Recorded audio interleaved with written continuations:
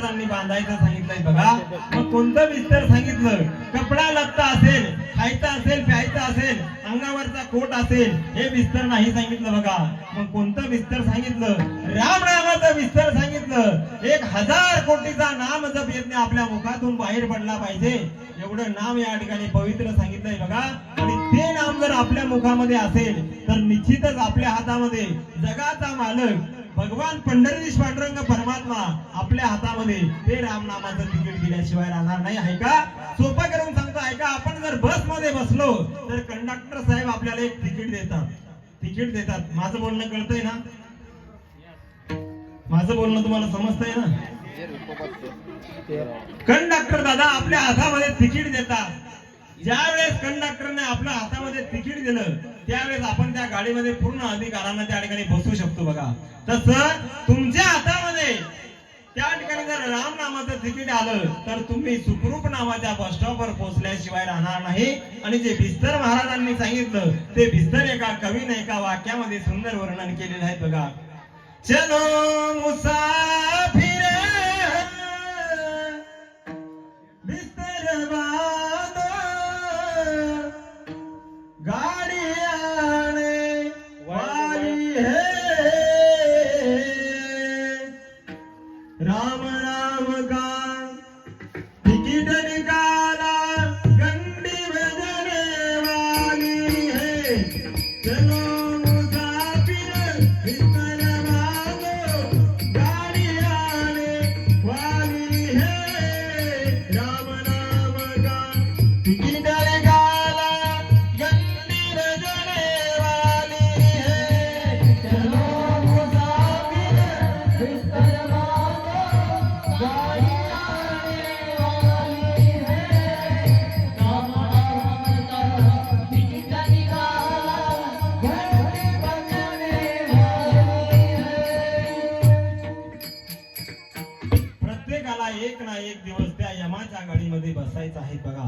राजा रंक फकीर, गरीब असो, श्रीमंत असो, झोपडीतला असो, पत्रातला असो, स्लॅबच्या घरातला असो, डबल तालावरचा असो किंवा काचेच्या फ्लॉट मधला असो, ज्याची वेळ आली त्याला तो काळ नेल्याशिवाय राहत नाही दादा.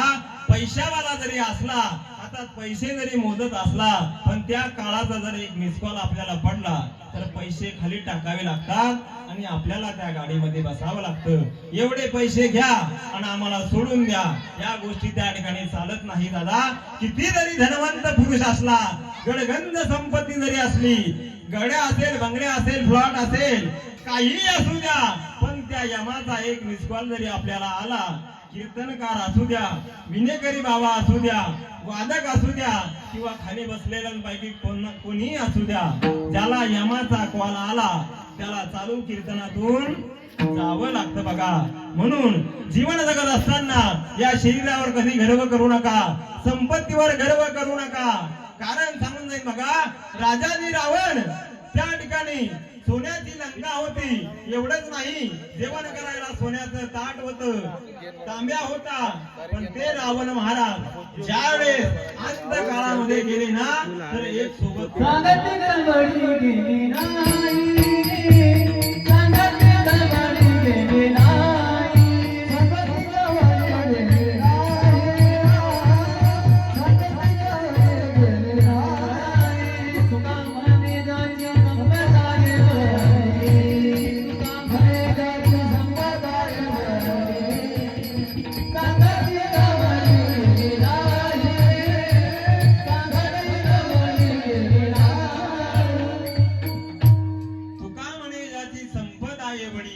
एवढी संपत्ती होती, एवढा बलाढ्य रावण होता.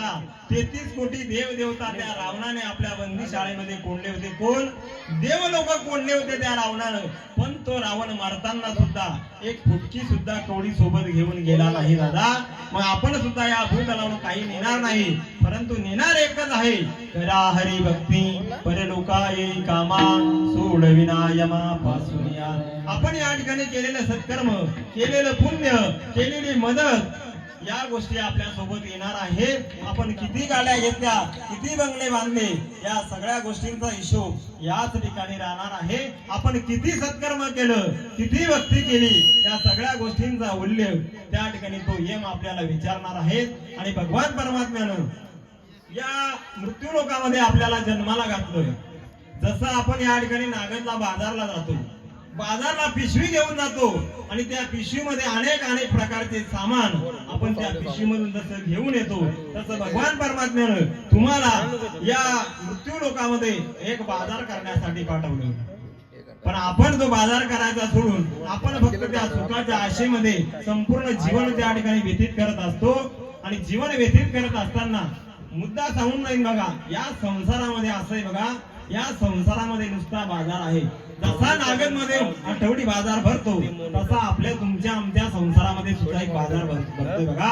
आपल्याला वाटतं यामध्ये सुख आहे, त्यामध्ये सुख आहे, पण खरं सांगू सुख कुठेच नाही. का सुख नाही बघा, तर हा संसारच असा आहे. संसार दुःख मूळ, चहूकडे इंगळ, विश्रांती नाही कोठे, रात्रंदिवस तळमळ. या संसारामध्ये नुसता बाजारीकरण झालंय बघा. या संसार नगरी बाजार भरला ग बाई, या संसार नगरी बाजार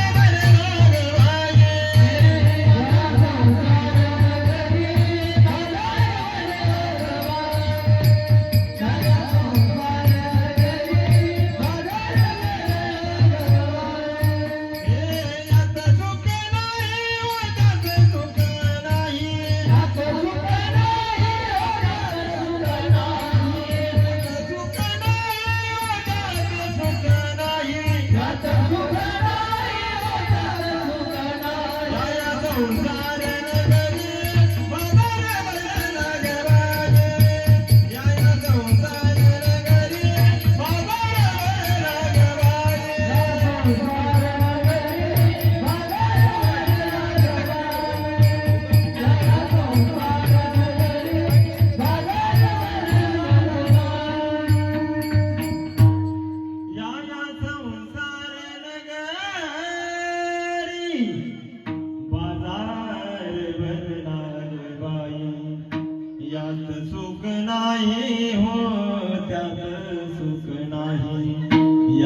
संसार नगरी बाजार भरला ग बाई.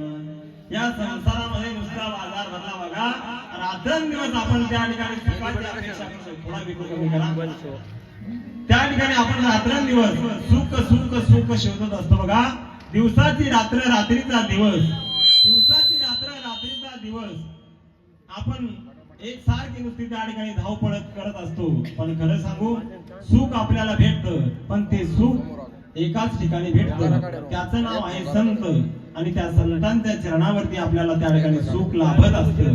त्यासाठी संगत जर करायची असेल, संगत करना बढेगी, संगत करना बढेगी तो बढ़त बढ़त बढ़ जाए, संगत करना बढ़ेगी तो बढ़त बढ़त बढ़ जाए, और संगत करना छोटे की तो घटत घटत घट जाए. त्यासाठी संगत सुद्धा चांगल्या व्यक्तीची आपण आपल्या जीवनामध्ये केली पाहिजे बघा. आपण जर कारल्याची संगत केली तर आपल्याला कडवटपणा त्या ठिकाणी प्राप्त होईल. आपण जर आंब्याची त्या ठिकाणी संगत केली तर त्या ठिकाणी आपल्याला आंबटपणा त्या ठिकाणी प्राप्त होईल. आणि आपण जर त्या ठिकाणी सफरजनाची संगत केली तर आपल्या जीवनामध्ये निश्चितच त्या ठिकाणी गोडवा आल्याशिवाय राहणार नाही. तसं जीवन जगत असताना आपण जर संतांची संगत केली तर आपल्या जीवनाचं कल्याण झाल्याशिवाय राहणार नाही. विठाला विठाला